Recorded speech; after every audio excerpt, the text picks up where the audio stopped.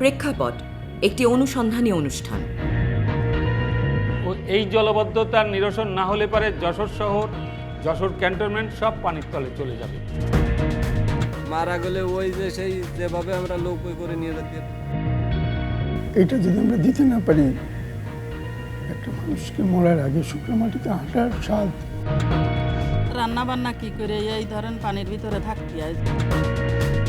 এই এলাকাতে কোনো মনিটরিং ছিল না, এখনও নেই, আজকেও নেই। এবারের বিষয় দুঃখের নাম ভবদহ। দেখবেন 1 নভেম্বর শনিবার রাত 8টায় শুধুমাত্র নিউজ 24-এ।